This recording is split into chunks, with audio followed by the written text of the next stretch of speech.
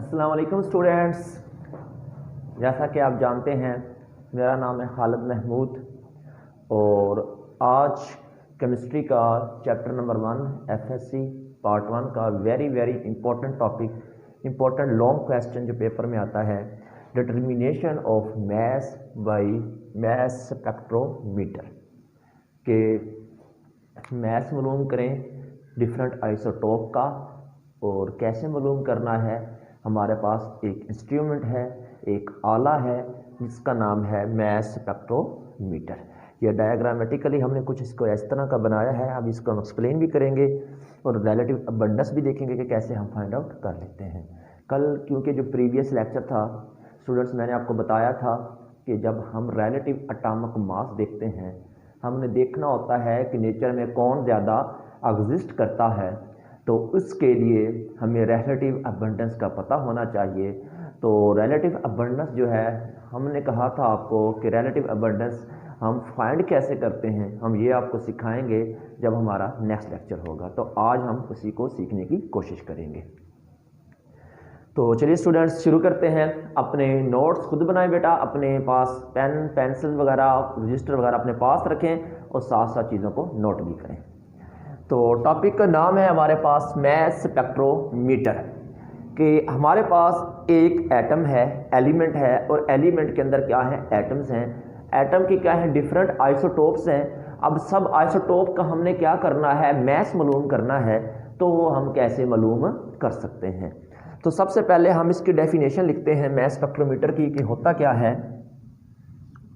The instrument which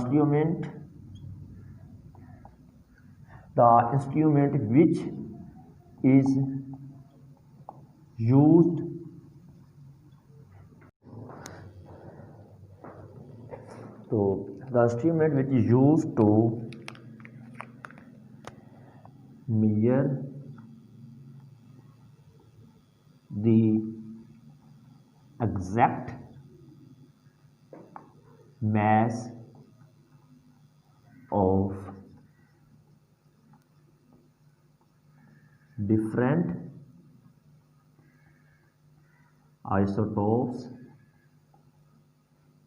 isotopes present in a element भी कह सकते हैं, सैंपल भी कह सकते हैं। The instrument which is used to measure the exact mass of different isotope present in an element is called mass spectrometer। कि हमारे पास mass spectrometer क्या है, ये एक आला है जो किसी एलिमेंट के अंदर डिफरेंट आइसोटोप्स के मास मालूम करने के लिए हम यूज करते हैं। उसका नाम है मास स्पेक्ट्रोमीटर। मैं आइसोटोप क्या होता है ये स्टूडेंट्स हम पहले अच्छी तरह से पढ़ चुके हैं, फिर बता देता हूं। The atom have same atomic number but different mass number is called isotope.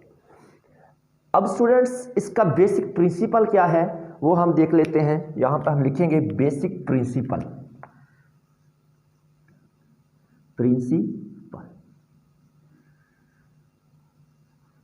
Principal क्या है इसका? प्रिंसिपल ये है स्टूडेंट्स कि करना क्या है, हमने जिस सैंपल लेना है, जो कोई एलिमेंट है जिसका हमने कोई भी सैंपल है हमारे पास, उसको पहले हमने करना क्या है, वोलेटाइल कर लेना है, वेपर में लेके आ जाना है। ठीक हो गया, उसको वोलेटाइल में वेपर बना लेने हैं, गैस बना लेनी है। उसके बाद हम इसको क्या कर देंगे, इनलेट कर देंगे। इनलेट क्या है, एक सुराख है, एक कह सकते हैं एक दरवाज़ा है, एक रास्ता है जिसके ज़रिए सैंपल को हम क्या करेंगे, मास स्पेक्ट्रोमीटर के अंदर दाखिल करेंगे। दाखिल करने के बाद हम यहाँ पर क्या करेंगे, ये क्या करेंगे, आप सिंपल बेसिक प्रिंसिपल लिखना है। हमने तो ऐसे लिखना है, जो गिवन सैंपल है उसे वोलेटाइल करें, देन आयोनाइज, फिर उसको क्या करना है, हमने आयोनाइज करना है। फिर क्या करना है, आयोनाइज करने के बाद हमने उनको सेपरेट करना है। कैसे सेपरेट करना है, on the basis of E/m/E value. तो यहाँ पे हम कुछ लिखने की कोशिश करते हैं। बेसिक प्रिंसिपल क्या है, the given sample is first volatile, या वेपराइज भी कह सकते हैं, volatile then ionized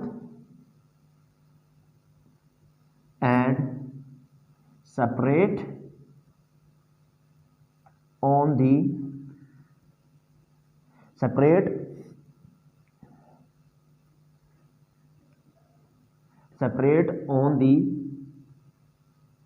basis of m over e value। m over e value क्या होता है? Mass to charge ratio, mass to charge ratio. और ये अभी हम सीखते हैं कि ये कैसे हमने फाइंड आउट करना है। प्रिंसिपल देख लेते हैं कि सैंपल जो आपने लिया है पहले उसको वोलेटाइल करना है, फिर आपने आयोनाइज करना है, फिर हमने सेपरेट कर लेना है on the basis of e m over e value, और देन रिकॉर्डर में फाइंड करेंगे, देन फाइंड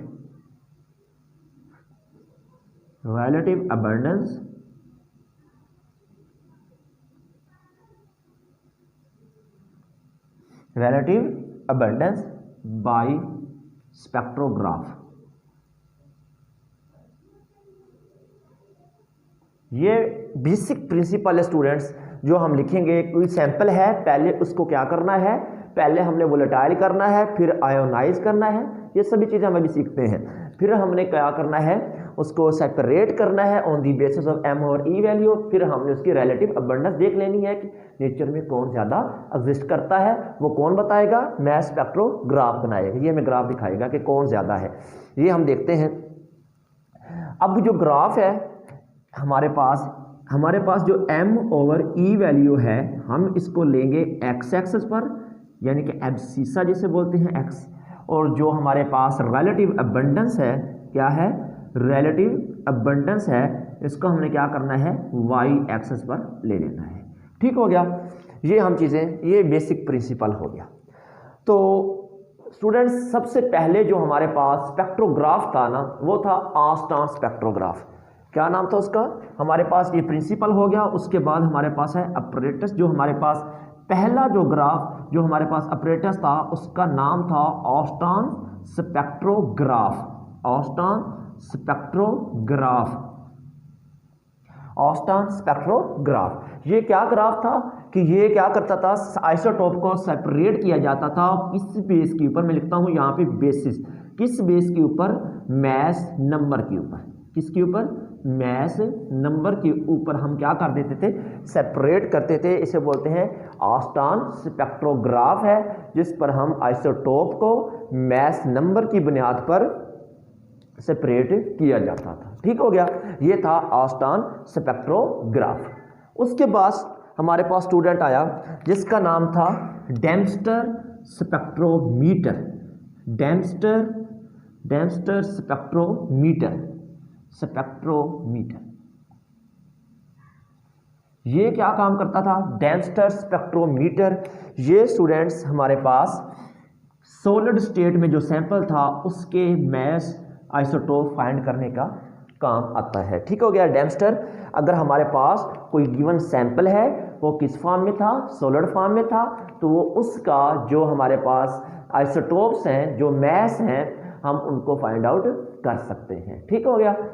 डिफरेंट आइसोटोप के मैस फाइंड आउट कर सकते हैं बाई डेम्स्टर स्पेक्ट्रोमीटर। याद रखिएगा स्टूडेंट्स, ये ऑस्टन स्पेक्ट्रोग्राफ है और ये क्या है? डेम्स्टर स्पेक्ट्रोमीटर है। ये क्या करता था? मैस नंबर की बुनियाद पर हमने सेपरेट किया करता था। और ये क्या है? डेम्स्टर स्पेक्ट्रोमीटर सॉलिड जो हमारे पास है, जो गिवन सैंपल है वो सॉलिड फॉर्म में है, तो यानी कि ठोस फॉर्म में है, तो उसको भी सेपरेट करने के काम आता है। ठीक हो गया। उसको भी ये मतलब आइसोटोप को सेपरेट कर सकता है बेसिस मैस नंबर, यानी कि यही। अब यहाँ पर क्लियर है। तो हमने इसमें पहले इसकी डेफिनेशन सीख ली, प्रिंसिपल देखा। अब हमने देखा कि दो तरह के हमारे पास ये इंस्ट्रूमेंट है, एक है मैस स्पेक्ट्रोग्राफ है, एक मैस स्पेक्ट्रोमीटर है। डेम्स्टर का स्पेक्ट्रोमीटर है और ऑस्टन का स्पेक्ट्रोग्राफ है। स्पेक्ट्रोग्राफ की बेस क्या थी? मास नंबर की बेस पर हम अलग कर लेते थे, अलग सेपरेट करते थे। और जो हमारे पास डेम्स्टर स्पेक्ट्रोमीटर है, ये सैंपल को सॉलिड फॉर्म में भी अगर है कोई सैंपल, तो उसको भी मैस जो है उनके डिफरेंट मैस डिफरेंट आइसोटोप को सेपरेट कर सकता। ठीक हो गया। ये हो गया। अब इनकी वर्किंग देखते हैं स्टूडेंट्स कि वर्किंग क्या है, कैसे करना है हमने। तो यहाँ पर जस्ट आपको आइडिया दिया जाएगा क्लियरली कैसे करना है हमने। तो सबसे पहले हमने एक सैंपल लेना है स्टूडेंट्स, एक सैंपल लेना है जिसका हम चाहते हैं कि हमने इनके आइसोटोप मालूम करने हैं, इनके मैथ नंबर हमने क्या करने हैं, मालूम करने हैं। ठीक हो गया। आइसोटोप मीन क्या होता है, मैथ नंबर ही है ना स्टूडेंट्स, सिंपल सी बात है कि आइसोटोप क्या है, मैथ नंबर। जितने मैथ नंबर हैं उतने ही आइसोटोप है। 20, 21, 22 जितने भी हों, कार्बन के 3 है, 12, 13, 14 मैथ नंबर है, इनको आइसोटोप बोला जाता है। एटॉमिक नंबर तो सेम है। ठीक है, तो सबसे पहला काम क्या करना है, हमने जिस सैंपल के आइसोटोप मालूम करने हैं, जिनका मैथ नंबर मालूम करना है, उनको क्या करना है, हमने देख लेना है। क्या करना है, गिवन टेक यानी कि इसको लेना है। क्या तो हम क्या करते हैं, हमारे पास एक नियोन है। नियोन बेटा आप जानते हैं नोबल गैस है, helium, neon, argon, krypton, xenon, radon. तो ये नियोन क्या है, जिसका एटॉमिक नंबर 10 होता है। मैथ हमने इसका मालूम करना है, अभी हम देख लेते हैं। और सबसे पहले हमने नियोन लिया, ये तो बेटा पहले ही गैसेज हैं, तो हमें क्या करेंगे, इनलेट कर देंगे, यहाँ पर अंदर आ जाएंगे। ठीक हो गया, इनलेट कर दिया हमने सैंपल को। अब हमने करना क्या है, यहाँ पर देखें गौर से, तो ये एक फिलामेंट लगी हुई है बेट, यहाँ पर हम इसको नाम दे लेते हैं, जो ये फिलामेंट है इसका नाम है टंगस्टन फिलामेंट। क्या नाम देंगे, टंगस्टन फिलामेंट। आप सोच रहे होंगे कि सर जी ये टंगस्टन फिलामेंट क्या होती है।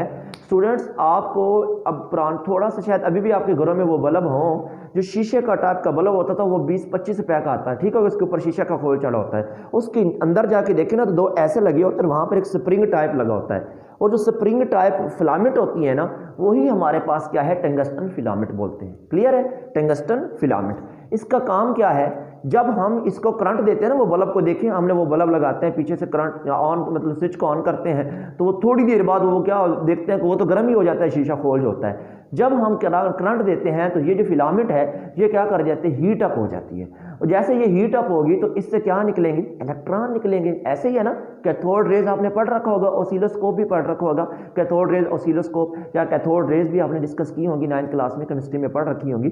तो वो क्या निकलती हैं, हमारे पास कैथोड रेज निकलती हैं, जिन्हें हम इलेक्ट्रॉन कहते हैं।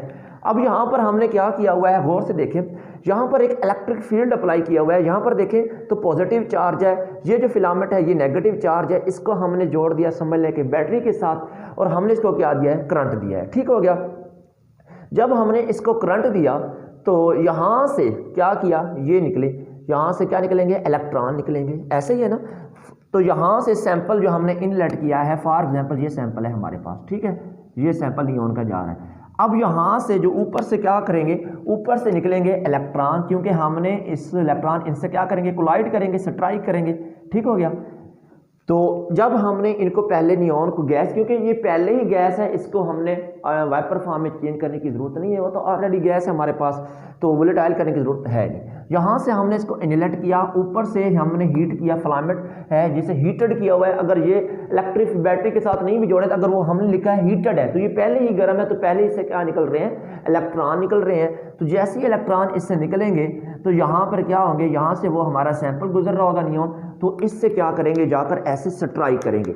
जैसे ही स्ट्राइक करेंगे तो इससे ऐसे क्या होगा कि मैं आपको आसान सी चीज़ समझाता हूँ यहाँ पर, कि मेरे पास ये है नियोन का सैंपल है, मैं एग्जाम्पल के तौर पर कहता हूँ, मैंने इसके ऊपर स्ट्राइक किए क्या, इलेक्ट्रॉन, तो यहाँ पर होगा क्या, ऐसे होगा, M+ बन जाएगा, और इसमें से क्या निकल जाएंगे, इलेक्ट्रॉन निकल जाएंगे। ऐसे होगा, या फिर ऐसे कर लें, अगर ऐसे नहीं करना तो ऐसे स्ट्राइक कर दें इसके ऊपर इलेक्ट्रॉन। ठीक है, तो यहाँ से क्या बनेगा, हमारे पास M+ बनेगा। यही तो हमें चाहिए, हमें कैटाइन चाहिए, हमें एनाइन नहीं चाहिए। बनेंगे दोनों आयन, देखिए नेगेटिव भी बन रहा है, पॉजिटिव भी बन रहा है। याद रखिएगा स्टूडेंट, दोनों आयन ही बनते हैं। यहाँ पर जब हमारे पास इलेक्ट्रॉन स्ट्राइक करते हैं, 2 आयन बनते हैं, मीन आयोनाइज हो रहे हैं ना, तो हम इसे बोलते हैं आयोनाइजेशन चैम्बर। इसमें क्या हो रही है, आयोनाइजेशन हो रही है। तो यहाँ पर पॉजिटिव नेगेटिव ये मतलब कनेक्ट कर दिया, यहाँ से निकलेंगे इलेक्ट्रॉन, स्ट्राइक करेंगे और यहाँ से आयोनाइज हो गए। हमारा सैंपल 2 तरह के आयन बनेंगे, पॉजिटिव भी बनेंगे और नेगेटिव भी बनेंगे। और हमें चाहिए कौन से, याद रखिएगा स्टूडेंट्स, हमें पॉजिटिव लेने हैं, हमें नेगेटिव की ज़रूरत नहीं है। फॉर एग्जाम्पल मैं कहता हूँ यहाँ पर पॉजिटिव भी है, नेगेटिव भी है, negative positive, negative positive positive. ठीक हो गया, ये आयन पड़े हैं। अब स्टूडेंट्स नेक्स्ट देखें, तो यहाँ पर हमारे पास एक ग्रिड है जिसे हम बोलते हैं नेगेटिव ग्रिड। अब इसके ऊपर जो चार्ज है ना, ये एक परफोरेटेड है, मैंने अभी बनाया भी हुआ है ऐसे, परफोरेटेड कहते हैं सुराखदार को। ये क्या है? सुराखदार है। ये नेगेटिव ग्रिड है जिसके ऊपर क्या चार्ज है? नेगेटिव चार्ज है। तो आप अच्छी तरह से जानते हैं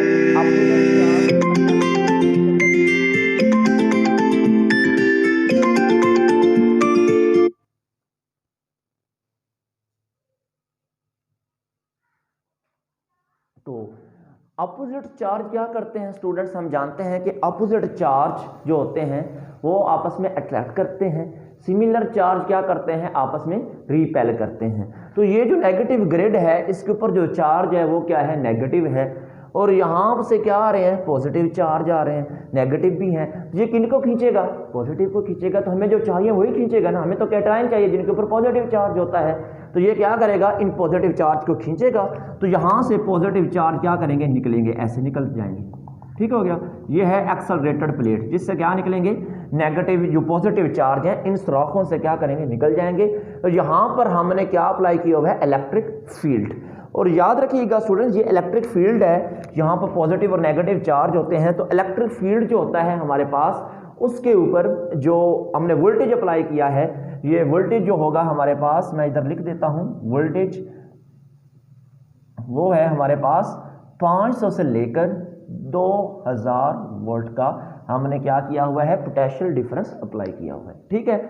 और यहाँ इस चैम्बर के अंदर, ये जो पूरा चैम्बर बना हुआ है, इसके अंदर हमने जो प्रेशर भी अप्लाई किया हुआ है। और लेकिन याद रखिएगा स्टूडेंट्स, प्रेशर जितना कम होगा हमारे लिए उतनी ही आसानी होगी। अगर जितना ज़्यादा प्रेशर होगा तो वहाँ पर आयन जो है वो मूव नहीं कर पाएंगे, मसाइल बनेंगे जहाँ मूव नहीं करने देगा, क्योंकि प्रेशर अंदर ज़्यादा है तो वो क्या करेगा? अंदर से फिर आयन को आगे मूव नहीं करने देगा। तो हम प्रेशर को बहुत ही कम रखेंगे, और कितना होगा? 10 की ताकत -6 से 10 की ताकत -7, यानी कि बहुत ही कम। अगर सोचें तो 0.0000000 ऐसे समथिंग, यानी कि बहुत ही कम प्रेशर होगा टॉर में। ठीक हो गया, टॉर। तो अब इसके अलावा फिर हम क्या करते हैं? यहाँ पे एक वैक्यूम पंप भी लगाया हुआ है। ये जो नेगेटिव चार्ज है इनको यहाँ से हम क्या कर लेते हैं? बाहर निकाल लेते हैं। और जो अंदर कोई प्रेशर वगैरह उसको भी हम क्या करते हैं? बाहर निकाल लेते हैं। तो ये इसका काम है, वैक्यूम पंप का काम है। नेगेटिव आयन को भी बाहर निकाला जा सकता है, निकल जाएंगे इससे। और जो चीज़ें हैं और हम ऐसे पंप करेंगे तो ये आयन भी बाहर निकल जाएंगे, और नेगेटिव और जो पॉजिटिव तो वैसे ही आगे चले जाएंगे। ठीक है। अब आगे हमारे पास क्या है? एक स्लिट लगी हुई है। ये मैंने एक सेंटर में एक सुराख बनाया हुआ है। ये किस काम आती है स्टूडेंट? याद रखिएगा, ये जो रेज आ रही हैं, जो नेगेटिव पॉजिटिव आयन आ रहे हैं, इनको क्या करेगा? यूनि डायरेक्शन देगा। यानी कि ये बिखरे हुए आ रहे हैं तो बिखर कर जाएंगे, तो ऐसा नहीं होगा।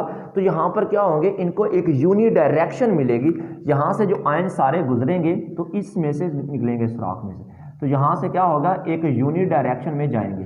ठीक हो गया। ये स्लिट का काम क्या है? यूनि, यानी कि मोनोक्रोमेटिक बोलता है, यानी कि मेन मोनो मीन एक, क्रोमेटिक लाइट, यानी कि एक डायरेक्शन में जाने देना। तो ये इसका स्लिट का काम क्या है? एक सिमत में इसको मूव करवाएगा। ठीक है स्टूडेंट, फिर सुन लें, हमने क्या पढ़ा? हमने नियॉन गैस ली, सैंपल लिया, इसको इनलेट किया, यहाँ से हमने इलेक्ट्रिक फील्ड को अप्लाई किया हुआ है, पॉजिटिव नेगेटिव। यहाँ से इलेक्ट्रॉन निकले, फिलामेंट हीटेड है, टंगस्टन की फिलामेंट है, इलेक्ट्रॉन निकले, इन्होंने क्या कर दिया? सैंपल को आयोनाइज कर दिया। और हमने कितना दिया हुआ करंट? 500 से लेकर 2000 वोल्ट का है। ये नेगेटिव ग्रिड है जिसके ऊपर माइनस का चार्ज है। ये क्या कर रही है? ये इसके ऊपर बहुत ज़्यादा वोल्टेज, इसके बहुत ज़्यादा पोटेंशियल डिफरेंस है। ये खींचेगी पॉजिटिव चार्ज को। ये परफोरेटेड है, सुराखदार है, इसमें से गुजर जाएंगे। गुजरने के बाद आगे है स्लिट लगी हुई। इस स्लिट में से क्या करेंगे? ये जो सारे आयन हैं इनको क्या करेगी? एक डायरेक्शन देगी। ठीक हो गया। और ये वैक्यूम पंप का क्या है? ये दूसरे जो नेगेटिव आयन है उनको बाहर निकालने का भी काम करेगा, और जो प्रेशर है उसको भी अंदर कम से कम करेगा। ठीक हो गया। तो यहाँ से आगे अब क्या है हमारे पास स्टूडेंट? ये लिखा हुआ है एनालाइजर। एनालाइजर कहते हैं या मैग्नेटिक फील्ड को भी बोला जाता है। ये एक सर्कुलर है। ठीक हो गया, सर्कुलर। तो यहाँ से जब ये आयन जा रहे हैं तो ऐसे मैग्नेटिक फील्ड में जाएंगे, तो मैग्नेटिक फील्ड से होते हुए यहाँ पर आएंगे। ठीक हो गया। अब यहाँ इनका क्या काम है? तो यहाँ पर जो आयन मूव करेंगे ना वो सर्कुलर मूव करेंगे, ऐसे रेडियस की फॉर्म में सर्कुलर मूव करेंगे, और ये ग्रुप की फॉर्म में जाएंगे। और पहले एक ग्रुप गिरेगा, फिर दूसरा गिरेगा, फिर आफ्टर, यानी कि एक गिरने के बाद दूसरा गिरेगा, फिर तीसरा गिरेगा, क्योंकि ये हमने अलहदा करना है on the base of m over e value. जिसकी एम ओवर ई वैल्यू ज़्यादा होगी वो पहले गिर जाएगा, जिसकी कम होगी उसके बाद गिरेगा, फिर उसके बाद गिरेगा। तो ऐसे फ़ायदा होगा कि एम ओवर ई की वैल्यू की बेस पर हम इनको सेपरेट कर लेते हैं। जिसका मैच ज़्यादा होगा वो पहले गिरेगा, जिसका कम होगा वो बाद में गिरेगा, ऐसे ही है। तो यहाँ पर हमारे पास एक इक्वेशन ड्राइव हो जाती है जिसका नाम हमारे पास होगा m/e is equal to h² r² over 2e। ये इक्वेशन स्टूडेंट हमारे पास आती है m/e is equal to h² r² e²। h जहां पर है हमारे पास strength of magnetic field, r है रेडियस, ये जो सर्कुलर मूव करेगा, e है इलेक्ट्रिक फील्ड। ठीक हो गया।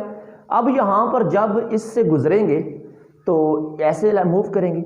अगर ऐसा करें स्टूडेंट्स, अब गौर से देखें, थोड़ा सा आगे देखें, यहां पर जो m/e है ये मैग्नेटिक फील्ड और रेडियस के क्या है, डायरेक्टली प्रोपोर्शनल है, और इलेक्ट्रिक फील्ड के क्या है, इनवर्सली प्रोपोर्शनल है। ऐसे नजर आ रहा है ना। m/e जो वैल्यू है ये हमारे पास जो मैग्नेटिक फील्ड है और जो रेडियस है उसके डायरेक्टली प्रोपोर्शनल है, और ये इलेक्ट्रिक फील्ड के इनवर्सली प्रोपोर्शनल है। ठीक हो गया। अब हम करते क्या हैं, हम ऐसा करते हैं कि ये जो है मैग्नेटिक फील्ड इसको हम ऑफ कर देते हैं, मतलब बंद कर देते हैं, कांस्टेंट कर देते हैं। ठीक हो गया। और जो है इलेक्ट्रिक फील्ड है इसको हम क्या कर देते हैं, इंक्रीज कर देते हैं, यानी कि 2 टाइम इंक्रीज हो जाएगा। जब हम इलेक्ट्रिक फील्ड को इंक्रीज करेंगे, मैग्नेटिक फील्ड को बंद कर देंगे, ऑफ कर देंगे, तो ये जो रेडियस है इसके डायरेक्टली प्रोपोर्शनल है, तो रेडियस क्या करेगा, इंक्रीज कर जाएगा। रेडियस इंक्रीज करेगा तो यहां से तेजी से मूव करेंगे और ऐसे ही सर्कल मूव करके नीचे गिर जाएंगे, क्योंकि मैग्नेटिक फील्ड हमने क्या किया हुआ है, ऑफ किया हुआ है। तो ऐसे क्या करेंगे, ये इसका फायदा ये होगा कि ये जो आयन गिरेंगे वो यकदम इकट्ठे सारे नहीं गिरेंगे, पहले ये एक गिरा, फिर उसके बाद दूसरा आया, फिर उसके बाद तीसरा आया, ऐसे गिरेंगे। ठीक हो गया, समझ आ गई है। मैग्नेटिक फील्ड को ऑफ कर दें, इलेक्ट्रिक फील्ड को ऑन कर दें, और ये जो हमारे पास रेडियस है ये क्या कर जाएगा, इंक्रीज हो जाएगा, और ये जो आयन मूव करेंगे यहाँ से स्पीड के साथ जाएंगे, और आफ्टर वन यानी कि एक पहले गिरे फिर उसके बाद फिर इसका फायदा ये होगा। या हम इसको ऐसा भी कर सकते हैं, हम इलेक्ट्रिक फील्ड को चेंज करने से भी ये काम हासिल कर सकते हैं, यानी कि पहले ज़्यादा कर दें फिर कम कर दें, तो ऐसा भी हम इससे ये काम करवा सकते हैं। ठीक हो गया। ये तो था बेसिक, मैंने आपको समझा दिया। तो फिर सुन लें, हमारे पास क्या ये बता रहा है, ये हमारे पास एक इंस्ट्रूमेंट है स्टूडेंट्स। प्रिंसिपल हमने देखा, ऑस्टन स्पेक्ट्रो ये हमने देख लिया। उसके बाद हमने कहा इनलेट है, इसमें हमने सैंपल को पास किया, इलेक्ट्रिक फील्ड अप्लाई किया, पोटेंशियल है 500 से लेकर 200 वोल्ट का है। यहाँ से हमने इलेक्ट्रॉन निकलेंगे, ये आयोनाइज हो जाएगा, पॉजिटिव बनेंगे, नेगेटिव हम बाहर निकाल देंगे। ये वैक्यूम पंप के जरिए पॉजिटिव मूव करके जाएंगे, आगे की समझ जाएंगे। ये जो पॉजिटिव है यहाँ से, क्योंकि इसके ऊपर नेगेटिव चार्ज है ग्रिड के ऊपर, ये पॉजिटिव को खींच लेगी, इसके ऊपर परफोरेटेड है, सुराखदार, इसमें से गुजर जाएंगे। गुजरने के बाद ये स्लिट एक इनको मोनो डायरेक्शन देगी, एक सिमत में मूव कराएगी, इस तरह मैग्नेटिक फील्ड में होते हुए नीचे गिरेंगे। अब नीचे क्या है, हमारे पास डिटेक्टर है। डिटेक्टर का मतलब होता है डिटेक्ट करना कि जो मेरे ऊपर आकर गिरा है इसका मास कितना है। ठीक हो गया। अब यहाँ पर जैसे यहाँ से गुजरेंगे तो यहाँ से आकर डिटेक्टर के ऊपर गिरेंगे। डिटेक्टर को बेटा आयन कलेक्टर भी कहा जाता है, आयन कलेक्टर भी कहा जाता है। कलेक्ट जो कर रहा है, इकट्ठे कर रहा है आयन को, तो यहाँ से जैसे गिरेंगे 1 बाय 1 तो डिटेक्टर हमें बताएगा कि ये जो गिरा है इसका मास ये है, ये जो गिरा है इसका मास ये है। तो हमारे पास जब ये नियॉन के देखे गए तो हमें 3 आइसोटोप मिले जिनका मास 21, 20, 21 और 22 था। ठीक हो गया, मैथ्स हमें मालूम हो गया। अब हमने देखना है कि ये रिलेटिव अबंडेंस किसकी ज़्यादा है, कि इन तीनों में से ज़्यादा नेचर में कौन एग्जिस्ट करता है।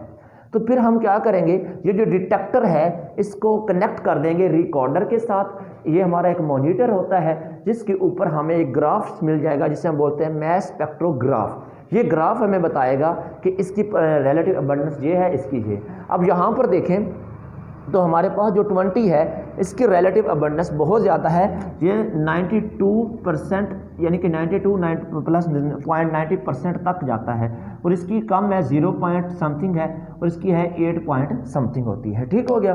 तो सबसे ज़्यादा जो रिलेटिव अबंडेंस है वो किसकी है, 20 की है। ठीक है।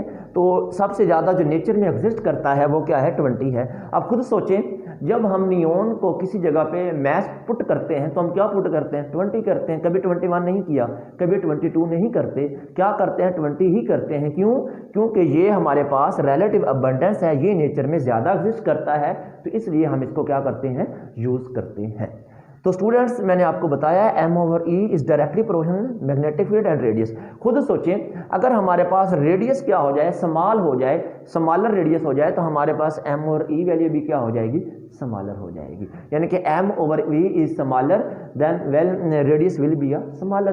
ठीक है। तो रेडियस ऑफ कर्वेचर इसे बोलते हैं, वो भी क्या हो जाएगा, स्मॉलर हो जाएगा, और ये भी हमारे पास क्या है, स्मॉलर। ठीक हो। अब यहाँ तक स्टूडेंट्स हो गया। अब आजकल की जो है ना हमारे पास स्पेक्ट्रोमीटर, ये बड़े जदीद हैं, मॉडर्न है। कैसे कि अब यहाँ से गिरे हैं ये 3 हमें मिल गए हैं, लेकिन बाज़ का ऐसे होते हैं कि ब्रीक छोटे छोटे ऐसे, मैं यहाँ पे बनाने की कोशिश करता हूँ, आपको समझ आएगी।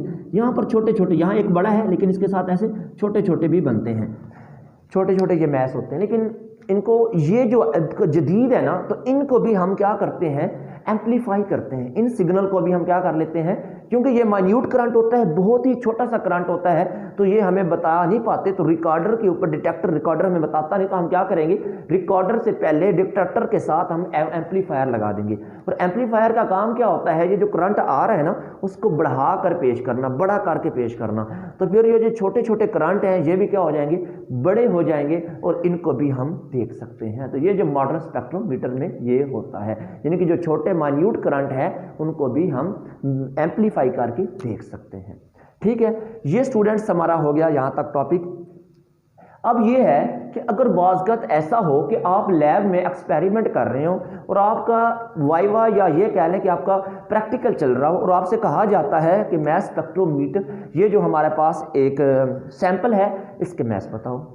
तो मैस स्पेक्ट्रोमीटर यहाँ पे नहीं है लैब में। अब आप क्या करेंगे, आप हाथ पे हाथ धरे तो बैठ नहीं सकते कि भाई स्पेक्ट्रोमीटर नहीं है तो ये मैं क्या करूँ, परेशान होने की भी ज़रूरत नहीं है। ये तो आप कहेंगे फिर नंबर मेरे जाएंगे, तो फिर नहीं, परेशान क्यों होना है, और भी टेक्निक है। तो हम अगर ये नहीं है तो हम और टेक्निक भी यूज़ कर सकते हैं, और उन टेक्निक का जो नाम है वो हमारे पास गैसियस डिफ्यूजन हो सकती है। डिफ्यूजन कहते हैं मॉलिक्यूल का मूव करना हाई से लो कंसंट्रेशन की जानब। गैसियस तो गैसियस होंगे। थर्मल डिफ्यूजन हो सकता है, लेज़र हो सकते हैं, लेज़र भी हमारे पास, लेज़र डिफ्यूजन भी हम कह सकते हैं। उसके बाद हमारे पास ये जो सारे हैं और भी एक तो मेथड हैं जिन्हें हम अप्लाई कर सकते हैं। तो ये है पूरा long question, very important, very very important. और बात का ये होता है कि ये शॉर्ट क्वेश्चन पूछा जाता है कि आपके पास हम मैस स्पेक्ट्रोमीटर के अलावा किन टेक्निक को यूज़ करके मैस ऑफ आइसोटोप मालूम कर सकते हैं। तो स्टूडेंट्स आपकी बुक में सबसे एंड पर ये 2 लाइनों में लिखे हुए हैं, gaseous diffusion, thermal diffusion, laser diffusion और इलेक्ट्रोमैग्नेटिक सेपरेशन। ये आप देख सकते हैं और पेपर में लिख सकते हैं। ठीक हो गया। तो स्टूडेंट्स ये था हमारा आज का टॉपिक, जिसमें हम आपको एक बार जल्दी जल्दी से फिर रिवाइज करवा देते हैं। मैस स्पेक्ट्रोमीटर क्या होता है, एक आला है जो हम यूज़ करते हैं किसके लिए, डिफरेंट मैस आइसोटोप के डिफरेंट मैस मालूम करने के लिए हम इसको यूज़ करते हैं। प्रिंसिपल क्या है, जो सैंपल है उसे पहले वोलेटाइल करना है, यानी कि वेपराइज करना है, फिर आयोनाइज करना है, फिर हमने इसको क्या कर देना है, रिलेटिव अबंडेंस मालूम करनी है, सेपरेट करना है एम और ई वैल्यू की। एम कहते हैं मैस को, ई कहते हैं चार्ज को। तो हर आइसोटोप का मैस तो डिफरेंट है, देखो 20, 21 बार डिफरेंट आया। चार्ज सेम रहता है, पॉजिटिव चार्ज है तो चार्ज तो सेम रहेगा, लेकिन एम जो मैस है वो क्या हो जाएगा, डिफरेंट हो जाएगा। ठीक हो गया। उसके बाद 2 तरह के हमारे पास इंस्ट्रूमेंट है, एक है ऑस्टन स्पेक्ट्रोग्राफ, ये बेस क्या करता था, मैस नंबर की बुनियाद पर हम इसको ये क्या करता था, आइसोटोप को अलग करता था। दूसरा क्या है, डेम्स्टर स्पेक्ट्रोमीटर, ये जो सॉलिड स्टेट में हमें सैंपल गिवन है तो उसको भी सेपरेट कर देता था, यानी कि उसके भी मैस मालूम कर देता था। उसके बाद हमने जो चैम्बर के अंदर प्रेशर अप्लाई करना है वो बहुत ही कम होगा, 10 की ताकत -6 से 7 टॉर होगा। ठीक है। उसके बाद जो वोल्टेज अप्लाई करना है वो 500 से लेकर 2000 वोल्ट तक अप्लाई हमने करना है। ठीक है। उसके बाद ये हमने इनलेट करना है, सैंपल जो हमें गिवन होगा पहले ये आयोनाइज हो जाएगा, वोलेटाइल तो पहले ही है क्योंकि गैस फॉर्म में है, तो हम इसको इलेक्ट्रॉन पाल होते ऊपर एक टंगस्टन फिलामेंट रखी हुई, उसमें से क्या करेंगे, इलेक्ट्रॉन निकलेंगे, स्ट्राइक करेंगे और ये आयोनाइज हो जाएगा। 2 आयन बनेंगे, पॉजिटिव और नेगेटिव। नेगेटिव को हम वैक्यूम पंप के जरिए बाहर निकाल देंगे और अंदर जो प्रेशर उसको भी इससे के जरिए कम किया जा सकता है, मजीद कम किया जा सकता है। फिर आगे हमारे पास नेगेटिव ग्रिड है, ये भी इसके ऊपर नेगेटिव चार्ज है, इसके ऊपर बहुत हैवी वोल्टेज है। ये क्या करता है, जो पॉजिटिव चार्ज है इसको अपनी तरफ क्या कर लेता है, खींच लेता है, और ये परफोरेटेड है, मीन सुराखदार है, और इसमें से ये क्या करेंगे, गुजर जाएंगे पॉजिटिव चार्ज। आगे हमारे पास एक स्लिट लगी हुई है, ये इसका काम क्या है, ये मोनोक्रोमेटिक, यानी कि जो लाइट है इसको मोनो डायरेक्शन देगी, उसमें से गुजरते हुए आगे जाएंगे मैग्नेटिक फील्ड में, आयनालाइजर में, और इसका काम जो है मैग्नेटिक फील्ड में आएंगे और इसमें इसको ये सर्कुलर मूव करवाएगा, यहाँ पर रेडियस भी होगा, और इसके बाद ये नीचे डिटेक्टर में जाके गिरेगी। ठीक हो गया। और डिटेक्टर के जरिए मैस मालूम कर सकते हैं। ये तो स्टूडेंट्स था हमारा आज का टॉपिक, जिसमें हम आपको समझाने की कोशिश की है, और आई होप आपको समझ आ गई होगी। अगर कोई क्वेश्चन है तो आप कमेंट सेक्शन में जाकर कमेंट कर सकते हैं। ओके बेटा, खुदा हाफिज़।